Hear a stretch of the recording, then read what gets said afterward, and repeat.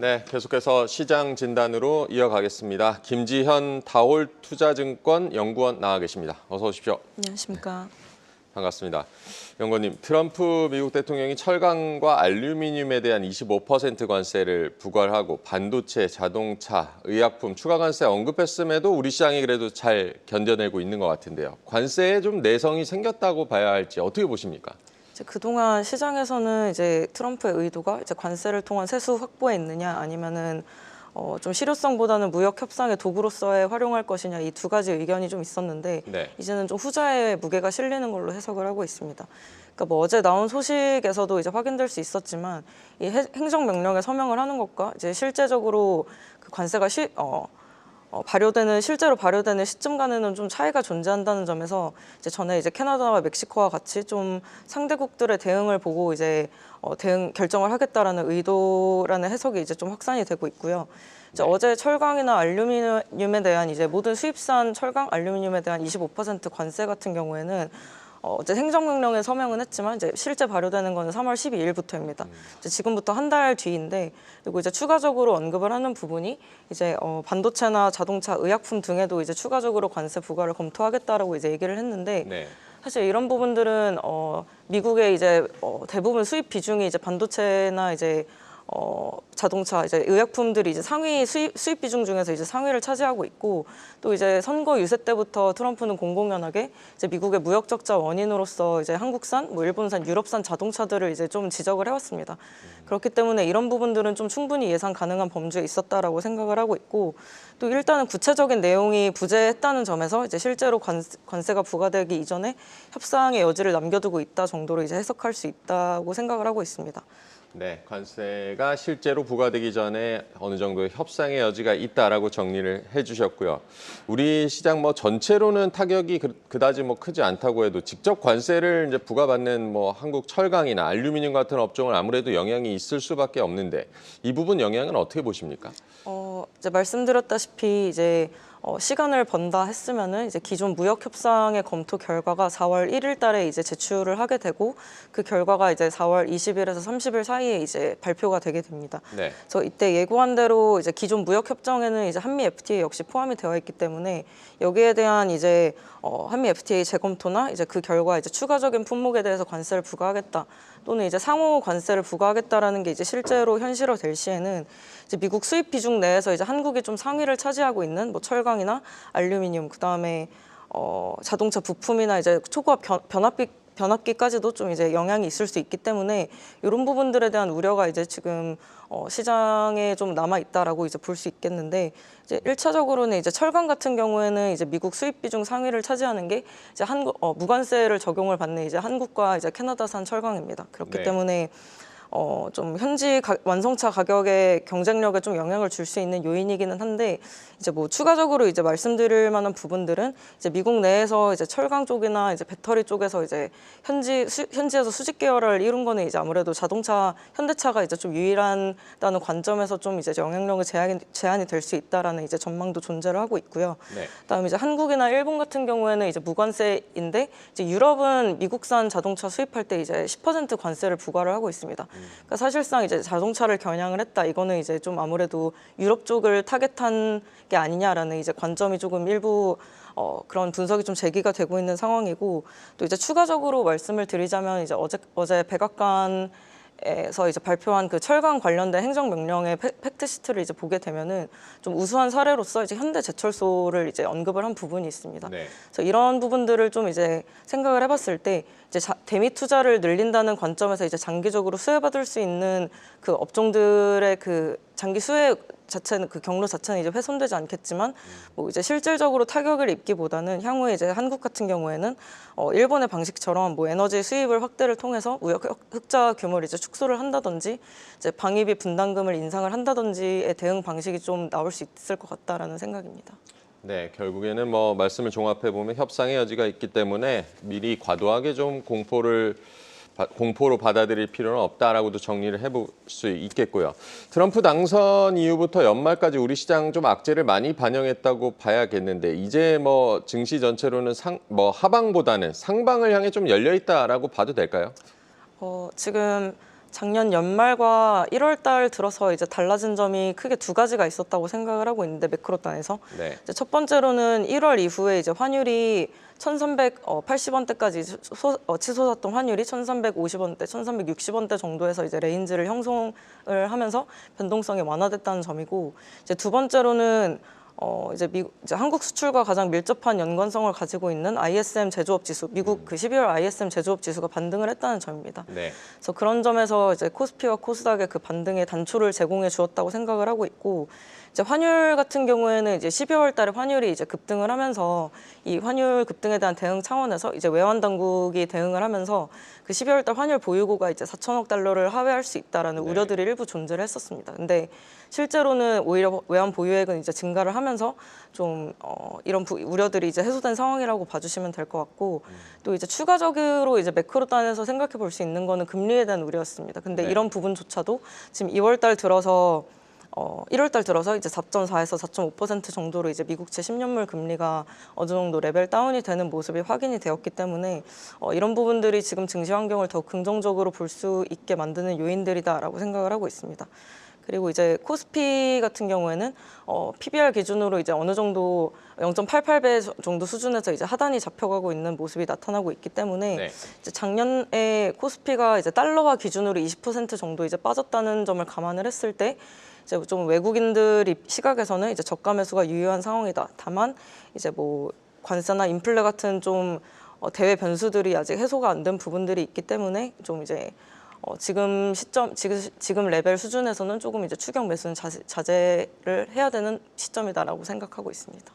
네, 환율이나 금리의 안정 그리고 코스피의 저평가 부분까지 언급을 해주셨고요. 그래서 뭐 아직 추세 상승을 좀 확신하기는 그래도 좀 어려운 상황이라고 봐야겠고, 우리 시장의 좀 확실한 상승을 위해서는 어떤 조건들이 좀 필요하다고 보십니까? 그래서 지금 뭐 말씀드린 대로 만약에 지수 상단이 제한이 되고 있는데 여기서 이제 추가적인 유동성이 유입이 되는 게 이제 전제 조건이라고 생각을 하고 있습니다. 그래서 그런 변곡점들이 이제 될 만한 것들을 이제 생각을 해본다면 이제 3월 중에 이제 미국의 예산안이나 이제 재정 지출 규모가 좀 어느 정도 가닥이 잡힐 수 있기 때문에 이런 부분들에 대한 좀 불확실성이 해소될 수 있다고 생각을 하고 있고, 또 이제 뭐 3월 말에 이제 공매도 재개가 된다면은 여기 관련해서도 이제 외국인들의 유동성이 추가로 유입될 수 있기 때문에 지금 시점에서 이런 변곡점들을 좀 염두에 두면서 상방을 열어갈 시기라고는 판단을 하고 있습니다. 네, 코스피 뭐 우리 증시의 추세 상승을 위해서는 추가 유동성 유입이 필요하다는 점을 강조를 해주셨고요. 공매도 잠깐 언급을 해주셨는데 우리 시장 다음 달 31일 이제 공매도 재개를 앞두고 있는데요. 금감원에서는 불법 공매도 방지 전산 시스템 구축 완료했다라고도 밝히기도 했고, 공매도 재개 영향은 어떻게 보십니까? 뭐 일단은 증시의 활성화 측면에서 좀 긍정적인 요인들이 있습니다. 왜냐하면은 지금 공매도가 금지가 됐다는 거는 이제 외국의 그 헤지 펀드나 롱숏 펀드들의 자금 유입을 이제 막고 있는 그런 요인이기 때문에 네. 만약에 이제 공매도가 재개가 된다면은 그런 자금들이 이제 들어오면서 증시 활성화가 된다는 측면에서 이제 물론 이제 상하방으로 변동성은 확대가 되겠지만 네. 그 유입되는 자금 자체가 늘어난다는 측면에서 이제 긍정적일 수 있겠고, 또 이제 더 나아가서 이제 한국의 디스카운트 요인 중 하나였던 부분에서 이제 꼽히는 게 뭐 공매도 관련된 부분들도 있었는데, 이게 이제 재개가 된다면은 뭐 이제 6월 달에 있을 MSCI 그 선진국 지수 등재를 위한 관찰국 지수에 포함이 될 수 있는 그런 단초가 제공될 수 있다는 점에서 좀 투자 심리가 추가적으로 개선될 수 있다고 보고 있습니다. 네, 공매도 재개가 증시 활성화 측면에서는 긍정적이다라는 점을 짚어주셨고요. 수급 측면에서 이제 외국인의 매수도 좀 중요한 요인인데 뭐 잠깐 뭐 공매도도 중요한 요인이 될 테고, 외국인들이 다시 이제 바이 코리아로 돌아서기 위해서는 어떤 조건들이 좀 필요하다고 보십니까? 지금 지금 이제 최근의 흐름들을 이제 보면은 어쨌든 저평가가 지금 극심한 상황에서 말씀드렸다시피 원달러 환율이 이제 어느 정도 레인지가 잡히면서 변동성 자체가 완화되는 모습이 나타난다면은 이제 외국인들은 환차손에 대한 우려가 이제 잦아들기 때문에 네. 좀 이제 매수로 대응하는 경향이 있다라고 봐주시면 될 것 같습니다.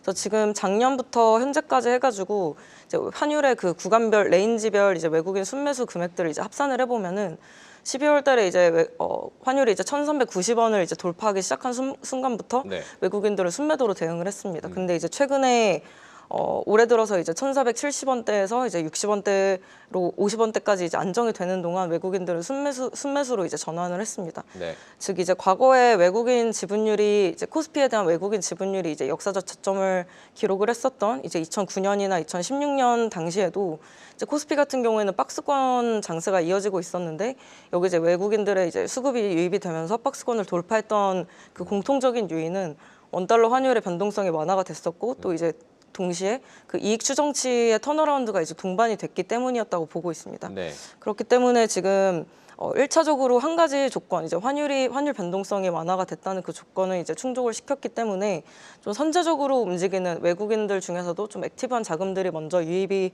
되면서 이제 국내 증시로의 좀 추가적인 진입을 고려해 볼 만한 시점이다라고 생각을 하고 있습니다. 네, 환율도 중요하고 실적도 중요하겠고요. 환율 언급하셔가지고 한때 이제 1,500원 열었던 환율이 1,450원 선을 중심으로 좀 등락을 하고 있는데 앞으로 환율 전망 관련해서는 어떤 변수들을 좀 봐야겠습니까? 뭐 추가적으로 좀 변수가 될 수 있을 만한 요인이라고 보면은 좀 아무래도 엔화에 대한 영향이 좀 있을 거라고 보고 있습니다.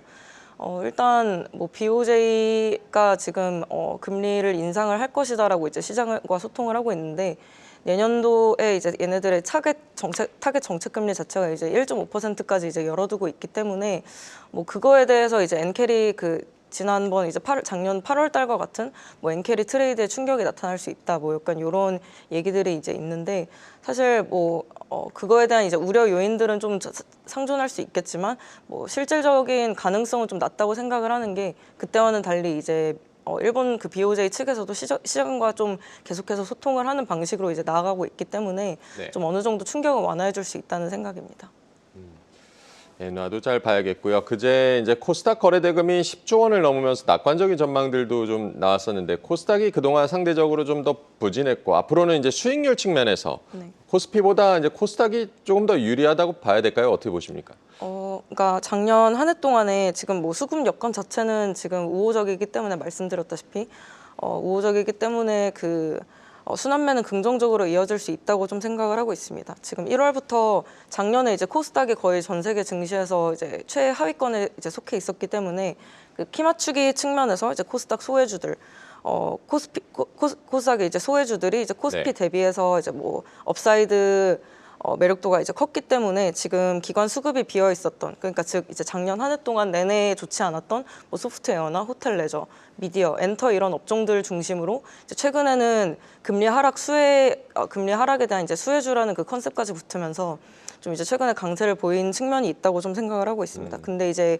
지금은 어느 정도 이제 기관 수급이 좀 차 있는 상태이기 때문에 뭐 섹터가 이제 전반적으로 낙폭과대라는 이유만으로 이제 전반적으로 모두가 오르기보다는 이제 섹터 내에서 좀 대장주들 위주로 좀 압축적으로 종목 선별이 이루어지지 않을까라고 생각을 하고 있습니다. 압축적으로 종목 선별이 이뤄질 수 있다라고 봐주셨고 코스닥에서는 좀 어떤 업종에 우리 투자자분들이 관심을 가져보는 게 좋겠습니까? 여전히 이제 최근에 이제 관세 리스크에서 이제 무관하다는 그런 컨셉, 그러니까 왜냐하면 이제 해외에 공장을 가지고 있지 않다는 그런 컨셉에서 계속해서 이제 제약바이오나 뭐 소프트웨어, 엔터나 로봇, AI 쪽에서의 테마는 계속해서 그 시세가 이어질 수 있을 거라고 보고 있고 네. 그 안에서 이제 대장주가 결정되는 과정을 지날 것이다라고 일단은 생각을 하고 있습니다.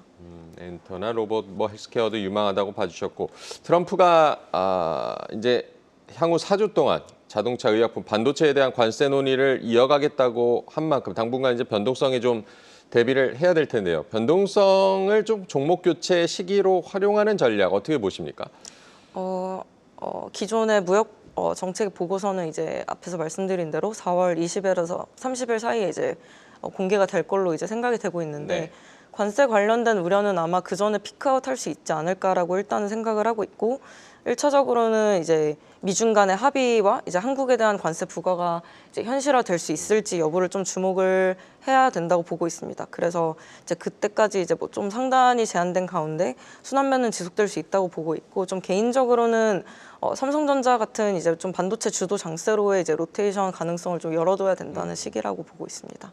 네, 말씀하신 대로 단기적으로는 반도체 주도 장세에 대한 기대감 연구원님께서도 이제 보고서에 좀 표현을 하셨던데 어떤 기대감인지 좀 더 자세히 설명해 주실 수 있을까요?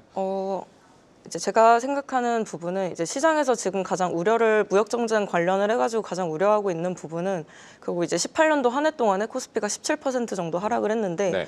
그런 부분들이 이제 재현이 될 수 있을지에 대한 그런 우려가 좀 있다고 생각을 하고 있습니다. 근데 당시에 이제 증시 하락 요인들에 대해서 좀 살펴보게 되면은 이제 한국과 미국의 이제 기준금리 인상 사이클로 이제 돌입하고 있는 시기였고 또 이제 12개월 선행 EPS의 하향 조정이 이제 막 시작되고 있는 시기였다고 보고 있습니다. 그리고 추가적으로 이제 반도체 레거시의 사이클이 이제 피크아웃 한다는 우려들도 이제 유입이 되고 있었는데 네. 당시에 이제 반도체 코스피 대비 반도체 업종의 이제 상대 강도를 보게 되면은 그 무역 분쟁이 시작되기 이전, 그러니까 17년도 11월 달부터 약세가 시작이 되고 있었습니다. 그러니까 이런 부분들은 결국 당시에 이제 반도체 업종의 부진 요인에는 이제 무역 전쟁 요인뿐만이 아니라 그 사이클이 피크아웃 우려가 이제 피크아웃 한다는 우려가 이제 더 크게 작용한 측면도 있다라고 생각을 하고 있습니다. 그렇기 때문에 지금도 이제 그때와 비슷하게 이제 관세에 대한 우려가 이제 존재를 하고 있는데 네. 반대로 이제 반도체 사이클의 턴어라운드 기대감이 조금씩 유입되고 있는 시점이라면은 시점이고 이제 반도체에 대한 그 외국인의 지분율은 이미 역사적 최하단이 이제 50% 정도에 이제 도달을 했기 때문에 그런 이제 반도체나 뭐 그 레거시 반도체나 이제 관련 밸류 체인들의 저평가 매력도가 이제 부각이 될 수 있는 시점이 아닌가라고 생각을 하고 있고요. 그리고 이제 그저께랑 어제 나온 소식들 그 관련 삼성전자 관련된 호재들은 좀 이에 대한 좀 근거를 뒷받침해주는 내용들이었다고 생각을 하고 있습니다. 이제 첫 번째로는 뭐 호재가 두 가지가 있었는데 첫 번째로는 이제 뭐 중국 쪽의 이제 이구 환신 정책의 이제 효과로 이제 IT 수요 개선 기대감이나 이제 낸드의 가격 상승이라는 그런 그런 가격 상승에 대한 좀 분위기가 좀 형성된 측면이 있었고 네. 또 이제 어제 같은 경우에는 이제 그 삼성생명과 이제 삼성화재가 보여주긴 삼성전자 지분의 매각 그거는 이제 자사주 그 삼성전자의 자사주 소각에 따른 이제 그 결정이라고 이제 봐주시면 될 것 같은데 네. 여기에서 이제 삼성전자가 추가적으로 소각을 할 수 있을지에 대한 좀 기대감들이 있는 상황이라고 이제 봐서 이런 좀 기대감들이 형성이 되면서 좀 이런 그 반도체의 턴어라운드 논리에 좀 뒷받침될 수 있지 않을까라는 생각입니다. 네, 반도체 사이클의 턴어라운드 기대감이 유입되고 있는 시점이다. 외국인 지분이 역사적 저점이라는 점도 앞서 언급을 해주셨습니다. 올해 이제 지수 흐름 전망을 보면 상저하고일 것이라는 전망이 좀 우세한 것 같은데요. 3,000포인트로 지수 상단을 제시하는 증권사들도 있고 반도체가 만약에 이렇게 연구원님께서 말씀하신 대로 상승을 한다면 올해 이제 우리 증시 전망은 어떻게 보십니까? 지금 당장 이제 뭐 삼성전자나 지수가 이제 상단을 뚫고 오르기보다는 지금은 일단은 점진적으로 저점을 높여가는 수준에 그칠 거라고 일단은 생각을 하고 있고요. 네. 그래서 어쨌든 지금 말씀드린 부분들은 그 레거시 반도체의 그 수요 개선 가시성을 좀 높여주는 이벤트였지만 뭐 이제 재고 수준 같은 부분들은 이제 아직 부담이 있기 때문에 뭐 2분기까지는 좀 경기 사이클의 반등이나 뭐 한국의 수출 사이클 반등 그 저점 통과 확인이 좀 필요한 상황이라고 보고 있고 네. 좀 저희 당사 이제 상단은 그 코스피 올해 연간 코스피 밴드 상단이 이제 2,750에서 2,800 정도로 이제 열어두고 있다라고 봐주시면 될 것 같습니다. 네, 지금 우리 시장이 저점을 높여가는 시점이다라고 짚어주셨고요. 최근 우리 증시에서도 이제 네이버나 카카오 등이 좀 주목을 받고 있고 미국 증시에서도 AI 관련주 중에서 이제 하드웨어에서 소프트웨어 쪽으로 좀 관심이 많아지는 듯한데 AI 산업의 이 주도주 변화 가능성에 대해서는 어떻게 보십니까? 이게 사실은 그 딥시크 충격 이후로 이제 그 미국 중심의 성장 스토리가 이제 뭐 엔비디아를 비롯한 하드웨어 쪽에서 이제 이거를 실질적으로 활용할 수 있는 소프트웨어 쪽으로 지금 뭐 내러티브가 넘어가고 있는 단계라고는 일단은 생각을 하고 있는데 네. 근데 이제 그 과정에서 이제 우리나라 같은 경우에는 실질적으로 그 과정에서 수혜를 받을 수 있는 그 업종이 이제 그 기업들이 이제 이제 많지 않다 보니까 그리고 이제 최근에 금리 하락 환경에서는 좀 아무래도 내러티브가 이제 주목을 받을 수 있는 환경이다 보니 이제 최근에 뭐 샘 알트만의 내한이라든지 뭐 카카오와의 이제 협력 발표 이런 부분들이 좀 이제 강하게 이제 주가를 좀 밀어 올린 측면이 있다고 생각을 하고 있습니다. 그러나 이제 매크로 불확실성이 좀 남아 있고 이제 금리가 이제 레벨 다운이 됐지만 뭐 이제 좀 위로 튈 수 있는 가능성도 열려 있다는 측면에서 이제 얘네들의 이익이나 실적 가시성이 이제 확보되지 않는 한은 그 매크로 변동성이 확대가 될 때 좀 이제 차익 실현 매물이 나올 수 있다 이렇게 생각을 하고 있습니다. 매크로 환경에 대한 불확실성은 좀 변수로 남아있다라고도 짚어주셨습니다. 파월, 제롬 파월 연준 의장의 발언도 지금 시장의 주요 관심사인데 어제 청문회 참여해서 금리 정책 관련해서 발언을 이어가고 있는데 어떤 부분을 간밤에 좀 주목을 해서 보셨습니까? 이제 일단은 그 파월 의장의 발언은 예상에서 뭐 시장 예상과 이렇게 크게 벗어나지 않은 수준에서 이제 마무리됐다고 생각을 하고 있습니다. 네. 뭐 이제 기존의 3월 달에 금리를 동결할 거라는 이제 전망은 이제 계속해서 유지가 되고 있고 일단 시장이 어제 좀 혼조세로 반응을 했던 거는 이제 내일 발표될 CPI 결과 이전에 좀 이제 중립적으로 포지션을 줄여 나가는 그런 과정이었던 걸로 일단은 예상을 하고 있습니다. 생각을 하고 있습니다. 네. 그래서 파월 의장은 일단은 금리 인하를 서두를 필요가 없다라고 이제 언급을 했고 여기에 대한 근거로 이제 인플레이션 둔화율이 최근에 이제 좀 둔화 그 정체가 된 점, 그 다음에 이제 작년 11월과 12월 달에 이제 고용 순증이 좀 이제 상향 조정된 점 이런 부분들을 이제 얘기를 한 거는 이제 기존에 얘기하던 그런 부분들과 이제 크게 달라진 점이 없었고 또 이제 추가적으로 이제 뭐 트럼프 행정 정책 관련해 가지고 뭐 관세라든지 그런 그 관세 정책이나 이민 정책이 이제 인플레에 대해서 미칠 영향에 대해서는 뭐 일단은 그 시장 금리 같은 경우에는 그 연준의 정책과 연관되지 않은 부분 때문에 지금 좀 높은 수준을 유지하고 있다라고 이제 언급을 한 부분에서 그 트럼프 정책에 대한 영향 역시 이제 고려를 하고 있다라는 이제 유보적인 태도를 보였기 때문에 뭐 이제 크게 지금 기존 예상과는 크게 달라진 점이 없다 이 정도로 해석할 수 있을 것 같습니다. 네, 파월 의장의 발언 기존과는 뭐 크게 다른 점은 없었다, 차별점은 없었다라고 정리를 해주셨고요. 어쨌든 이제 연준의 금리 인하가 조금 가닥을 잡으려면 물가 지표가 중요할 텐데 이제 CPI, PPI 물가 발표가 이어지는데 어떻게 전망을 하고 계십니까? 일단 CPI 1월 CPI 컨센서스 같은 경우에는 이제 지난달과 거의 동일하게 형성이 되어 있습니다. 그러니까 헤드라인 기준으로 지금 2.9%, 코어 기준으로 지금 3.2% 정도 지금 컨센서스가 형성이 되고 있는데 네. 예상치에 부합하되 이제부터는 어쨌든 하락률이 좀 정체되어 있기 때문에 그 내부 그 세부 항목들을 지표들이 더 중요할 걸로 보고 있습니다. 그러니까 지난달에 이제 나타났었던 뭐 주거비의 그 하향 안정세가 이제 지속이 될 건지 그다음에 이제 뭐 연말의 효과로 뭐 지난달에 이제 급등을 했던 에너지나 뭐 항공료 운임, 자동차 보험료 같은 부분들의 이제 연말 효과가 종료가 되는지 여부를 좀 확인이 필요하다고 보고 있고 이런 부분들이 좀 이제 시장 예상에 부합하게 이제 나올 시에는 뭐 시장 영향은 그렇게 크지 않을 거고 이제 연준의 그 정책 경로에도 영향력은 좀 제한적일 수 있다라고 생각을 하고 있습니다. 네, 예상치에 부합하게 나오게 되면 뭐 시장에 크게 뭐 충격을 주지는 않을 것이다라고 정리를 하면 되겠습니다. 미국 그 경제 지표들 지금 양호하고 지금까지는 물가나 고용도 좀 예상대로 흘러가고 있는 듯한데 경제 관련해서 좀 우려되는 요인들 어떤 부분들을 좀 보고 계십니까? 지금 시장에서 트럼프 정책 관련해서 우려를 하고 있는 거는 지금 뭐 고용 정책 그 이민자들을 이제 추방을 하면서 그때 그에 의한 이제 뭐 고용 지표의 뭐 하락이라든지 아니면은 관세 정책으로 인한 인플레 상승 이런 부분들이 이제 우려를 하고 있는데 사실 고용 정책 관련해서는 트럼프는 뭐 이제 실업률을 상승시키는 정책과 이제 하락시키는 정책을 동시에 펴고 있다고 보고 있습니다. 그러니까 정부 효율부를 통해서 이제 정부의 인력들을 이제 감축하고 있는 거는 실업률을 하락시키는 요인이고 네. 이민자들이 이제 더 이상 들어오지 못하게 막는 거는 이제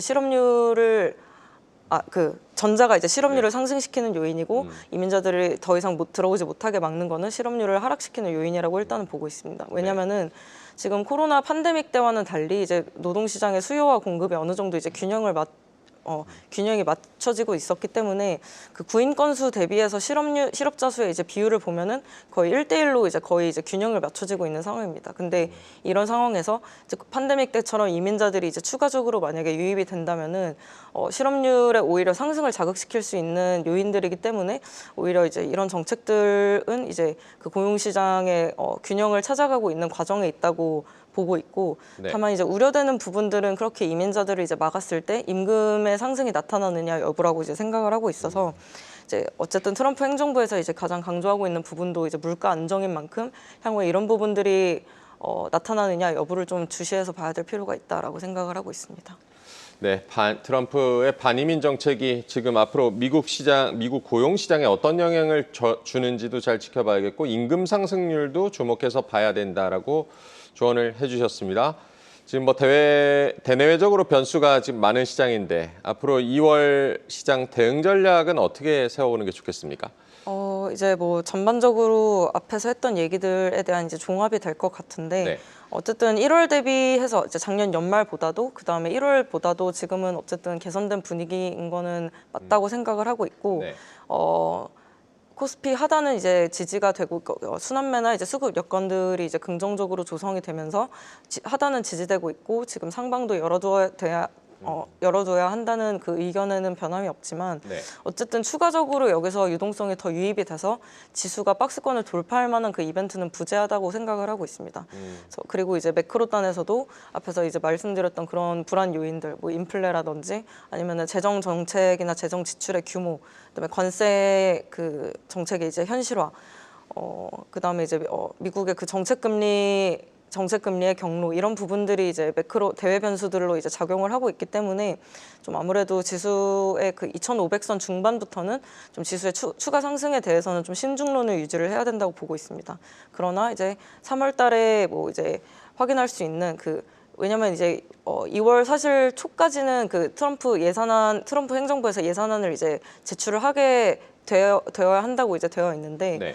지금 뭐 정부 휴일부가 이 짧은 기간 한 달 동안에 이제 성과를 내기는 좀 아무래도 어려운 시점이기 때문에 작년 그 트럼프 1기 때에도 뭐 예산안이 이제 3월 중순쯤에 이제 발표됐다는 그런 과거 사례가 있음을 좀 감안을 했을 때 관련된 예산안은 이제 3월 중순쯤에 이제 확인할 수 있을 걸로 좀 보고 있고 근데 추가적으로 이제 코스피 이익 추정치의 상향 그 턴어라운드가 확인이 되어야 될 거라고 보고 있고 또 이제 3월 달에 공매도 재개가 이제 실제로 재개가 되는지 약간 이런 부분들이 이제 유동성이 추가로 유입될 수 있는 변곡점이라고 생각을 해서 이런 부분들을 좀 염두에 둘 필요가 있다라고 생각을 하고 있습니다. 네. 1분기 대비해서 1월 대비해서 분명히 지금 뭐 시장 환경은 개선되는 분위기, 저점을 높여가는 분위기이긴 하지만 추가 유동성 유입이 필요하다는 점을 언급을 해주셨고요. 2,500 중반부터는 지수의 추가 상승이 제한적일 수 있다라는 여러 가지 변수가 많다는 점도 짚어주셨습니다. 오늘 김지현 다올투자증권 연구원과 얘기 나눠봤습니다. 고맙습니다. 네, 감사합니다. 계속해서 다양한 경제 이슈를 알고 싶다면 구독과 좋아요, 알림 설정 부탁드립니다. AI 캐스터 권미정이었습니다.